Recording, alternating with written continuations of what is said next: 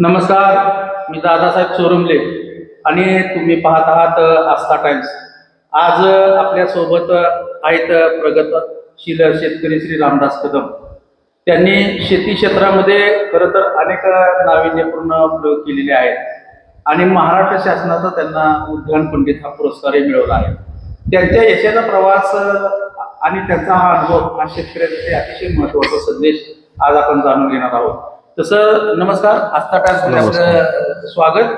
आता आपण दिलखुलासपणे या ठिकाणी गप्पा मारणार आहोत की मी तुम्हाला आस्था टाइम्सच्या माध्यमातून तुम्ही जे शेतीमध्ये विविध प्रयोग राबवले ते प्रयोगामुळं खरं तर त्या तुमच्या अनुभवाचा महाराष्ट्रातील देशातील तमाम तरुणांना एक चांगला संदेश मिळावा या उद्देशाने आपण आजचा व्हिडिओ तयार करतोय. महाराष्ट्र शासनाचा तुम्हाला उद्यान पंडित हा पुरस्कार प्रयत्नाने मिळाला आणि यामध्ये प्रामुख्याने तुम्ही शेतीच्या क्षेत्रामध्ये काम करत असताना सर्वप्रथम आपल्याला शेतीच्या प्रवासाबद्दल नेमकं काय सांगता येईल? शेतीच्या प्रवासामध्ये मला असं सांगता येईल की मी साधारण वयाच्या 16व्या वर्षी शेती चालू केली. पण त्यावेळेस थोडासा शेतीमध्ये मी आलो त्यावेळेस आमचा दुष्काळी पट्टा होता. दुष्काळी पट्टा असल्यामुळं काय टँकरने पाणी होतं, तरी पण डाळिंबाची शेती मी लावली होती. 1 एकर त्यावेळेस माझं डाळिंब होतं आणि बाकीची पिकं ज्वारी बाजरी पण चढूनच जायची. पण आदरणीय महाराज साहेब रामराजांच्या प्रयत्नातनं डोंबलकोडी जशी आमच्या भागामध्ये आली त्यापासून आमच्या प्रगतीला एक चालना मिळाली की जेणेकरून आम्हाला फ्रूटवर जाता आलं. माझी साधारण त्या भागात एक 15-20 एकर शेती होती. एक एकराची 20 एकर शेती फुलायला लागली. त्यामुळं मग बऱ्यापैकी फ्रूटमधनं मला उत्पन्न निघायला लागलं. त्यामुळं माझं शेतीकडे वळायचं पाणी आल्यानंतर तसं माझं ठरलं. पाणी म्हणजे श्रीमंत रामराज साहेबांनी पाणी आणलं आणि त्यामुळं तुमचा जो दुष्काळी भाग आहे तो ओलिताखाली आला, त्यातून तुम्हाला शेतीची प्रेरणा मिळाली. ठीक आहे. आता तुम्ही नवीन पिकांचं जेव्हा नवीन प्रयोग केले तेव्हा हे प्रयोग करत असताना तुमच्या पुढे नेमकी कोणती आव्हानं होती? नवीन पिकांचं प्रयोग आव्हानं अशीच होती की जेणेकरून आता आमच्या भागात दुष्काळी भाग पट्टा असल्यामुळं कमी पाऊस असल्यामुळं आपल्या भागात डाळिंब चांगलं वाटू शकतं, फळबाग चांगली वाटू शकते. कारण का फळबागांना जेवढा सूर्यप्रकाश ज्यादा असेल तेवढं फळ आपल्या भागात चांगलं वाटतं. त्यामुळं नवीन आम्ही डाळिंब केलं. डाळिंबात काम आपण करायला चालू केल्यानंतर मर रोग किंवा तेल्या ह्यासारखी भयंकर आटपाडी सांगोल्यासारख्या भागात पण बागाच्या बागा गेल्या होत्या. पण नवीन प्रयोग केले. बाहेरच्या त्या राज्यात जाऊन चांगल्या शेतकऱ्यांच्या गाठीबिटी घेतल्या. तेल्यावर किंवा कमी पाण्यात आपण कसं आणू शकतो किंवा त्याच्या बॅक्टेरियावरती आपण कसं काम करू शकतो, जेणेकरून चांगल्या शेतकऱ्यांच्या कोणती सल्ला घेऊन विद्यापीठात जाऊन त्याच्यावर अभ्यास करून नवीन पिकाचे मी खडसल हे करून त्याच्यावर मी चांगल्यापैकी उत्पन्न काढू लागलो. आता तुम्ही शेतीमध्ये तांत्रिक शेती करता. तांत्रिक शेतीमध्ये नेमके कोणते प्रयोग राबवता? तांत्रिक शेतीमध्ये प्रयोग राबवतो म्हणजे जेणेकरून आपल्याला कमीत कमी पाण्यावरती फळ पीक कसं आणता येईल किंवा आपण वेदर स्टेशनचा पण माझ्याकडे गेले 10 वर्ष झालं वेदर स्टेशन आहे. समजा आता ह्युमिडिटी किती आहे त्या आधारावर बाबा टेम्परेचर किती आहे, ह्युमिडिटीच्या आधारावर आपण औषध पण मारू शकतो. नवीन टेक्नॉलॉजी आणलेले किंवा हवामान बाबा आता पाऊस कधी येणार आहे, नवीन टेक्नॉलॉजी आणली. पुन्हा स्लरीवरती पण आपण मोठं काम केलेलं आहे, बॅक्टेरियावरती पण काम केलेलं आहे, गांडूळ खतावरती पण काम केलेलं आहे. नवीन टेक्नॉलॉजी करत असं चांगला प्रवास केला आपण शेतीमध्ये. मग आता तुम्ही शेतीमध्ये अशा अनेक आधुनिक तंत्रज्ञान वापरलं. यामधून आता नेमकं तुम्हाला एक स्पेसिफिक प्रश्न विचारायचा आहे की कोणत्या पिकातून तुम्हाला आजपर्यंत सर्वाधिक फायदा झाला?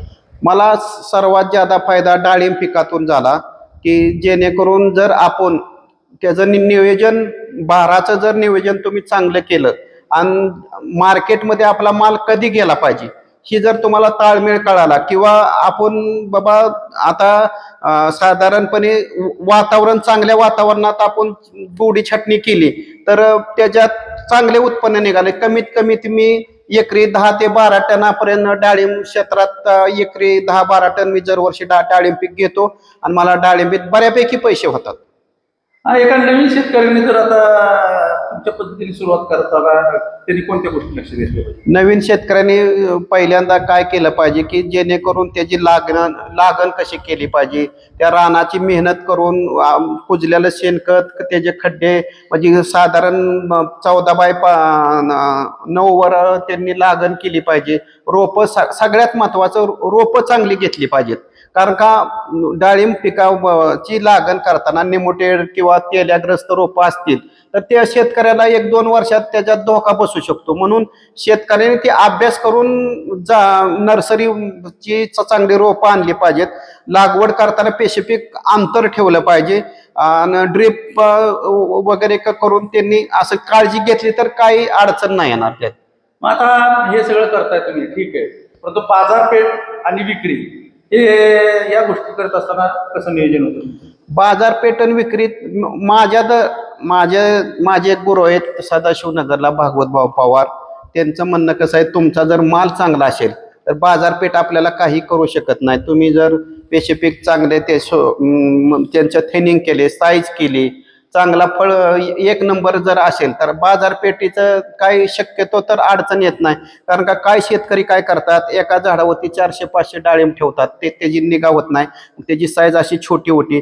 जेणेकरून आपण त्या झाडावर स्क्वेअर फुटाला 1 किंवा 2 फळं ठेवली, एक मोठ्या झाडाला 150 फळं ठेवली तर त्याचं म्हणजे उत्पन्न पण चांगलं येतं आणि बाजारपेठेत गेले तर त्याची क्वालिटी पण चांगली असल्यामुळे आपल्याला 4 पैसे मिळून जातात. आता माझ्या माहितीप्रमाणे तुम्हाला महाराष्ट्र शासनाचा उद्यान पंडितचा पुरस्कार मिळाला आहे. खरं तर हा पुरस्कार शेतीच्या क्षेत्रामध्ये जो शेतकरी विविध उपक्रम राबवतो आणि खऱ्या अर्थाने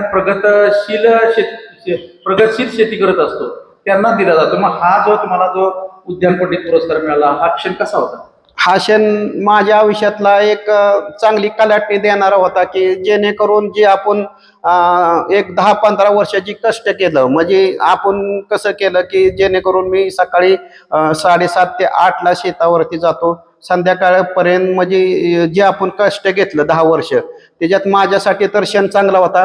राज्यपालांच्या हस्ते व आपले आदरणीय आजीदादांच्या हस्ते मला उद्यान पंडित मिळाला आणि जे मी काम केलं 2-3 राज्यात, जे मी शेतकऱ्यांना टेक्निक द्यायला गेलो किंवा त्यांची माहिती घ्यायला गेलो, नवनवीन प्रयोग गावामध्ये केले, नवनवीन प्रयोग माझ्यापर्यंत आले तर मी 5 मिनिटात दुसऱ्यांना पण सांगितले, बाबा रे आपण इथं चुकत आहे.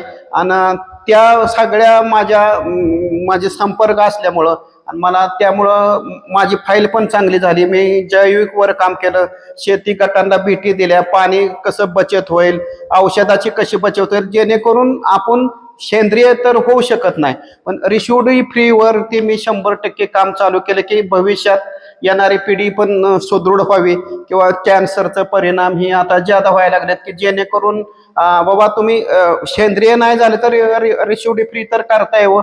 रिशुडी फ्री करण्यासाठी सुद्धा आपल्या फलटण तालुक्यातलीच एक कंपनी, त्यांचं पण मी बऱ्यापैकी 5 वर्ष झालं KB कंपनी म्हणून आहे, सचिन यादव सरांचं त्या जैविक वर रिशुडी फ्री औषधावरती चांगलं काम आहे. त्यांचं मी 2-4 वर्ष डाळिंब द्राक्षवर औषधं मारल्यामुळं माझा युरोपपर्यंत पण माल पोचला, दुबईपर्यंत माल पोचला आणि असं मला माझा असा प्रवास झाला. परवा तुम्ही उपमुख्यमंत्री एकनाथ शिंदे साहेबांची भेट घेतली आणि त्यांना तुम्ही जे शेतीच्या व्यवसायामध्ये जे नवीन प्रयोग केलेले ते प्रयोग त्यांच्यापर्यंत प्रयोग पोहोचले, तुम्ही त्यांना डाळिंब दाखवले, तुमचा पेरू दाखवला. म्हणजे उपमुख्यमंत्री एकनाथ शिंदे सुद्धा खरं तर आधुनिक शेती करतात. तर तुम्ही त्यांना काय सल्ला दिला किंवा त्यांच्याकडून तुम्हाला काय वेगळा सल्ला मिळाला? उपमुख्यमंत्र्यांच्या माझा संपर्क असा आला की आपले जिल्हा बँकेचे सरकारी साहेब त्यांनी आता सध्या एक्सपोर्टमध्ये डाळिंबावरती आणि पेरूवरती काम चालू केलेलं आहे. त्या संदर्भातून त्यांची आधी मिटिंग्स झाली की JRV रेट म्हणजे पेरू म्हणजे काय. आता काय झालं, तैवान पिंक आणि व्हिएनारला काय रेट नाही, तर त्यांची आधी मिटिंग झाली की त्यांना पेरू लावायचा होता. म्हणून सरकारी साहेबांचा मुलगा तिथं गेलते, त्यांची चर्चा झाली. त्यानंतर त्यांनी विचारलं की बाबा आपल्या सातारा जिल्ह्यात पेरूवरती कोण चांगलं काम करणार आहे की दरे गावात किंवा महाबळेश्वरला इतका उच्चांकी पाऊस होतो, त्या भागात ती फळं येऊ शकतात का. तर त्यांनी सरकारी साहेबांनी सांगितलं की बाबा असा एक मुलगा आहे गिरवेला फलटणला, ते पेरू चांगलं काम करतो. त्यानंतर मला त्यांनी 2 दिवसांनी बोलवून घेतलं. बोलवून घेतल्यानंतर आम्ही तिथं 10 वाजता पोचलो. पण मी माझ्या लाईफमध्ये असा माणूस बघितला की आम्ही 10 वाजता पोचलो होतो त्यांच्या शेतावरती. तर साहेब साधारण 5 ते 6 तास शेतावरती होते.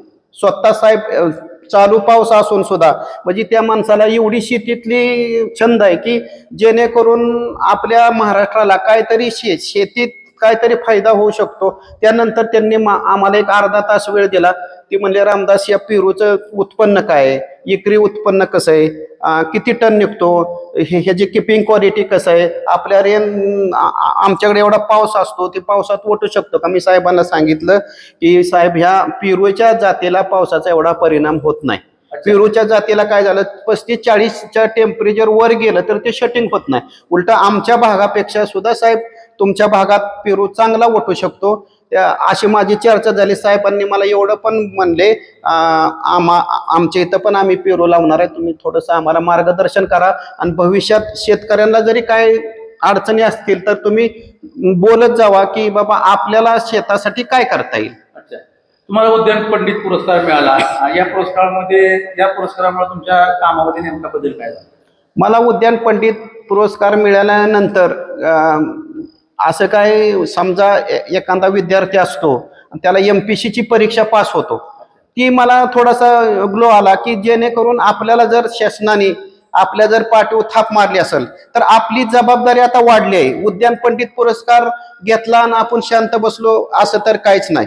म्हणून उद्यान पंडित पुरस्कार मिळाल्यानंतर आपली मित्रमंडळी असतील, आपल्या जिल्ह्यातली मित्रमंडळी असतील, राज्यातली असतील, आपल्या राज्याचं नाव कसं आपल्या दिल्लीच्या तख्तापर्यंत पोहोचवता येईल असं मला त्याचं वाटलं. मी पुरस्कार मिळाल्यापासून उलट 1-2 तास ज्यादा काम करायला लागलो, शेतकऱ्यांच्या संपर्कात राहत गेलो आणि जेणेकरून असे मला चांगली शेतकरी भेटली.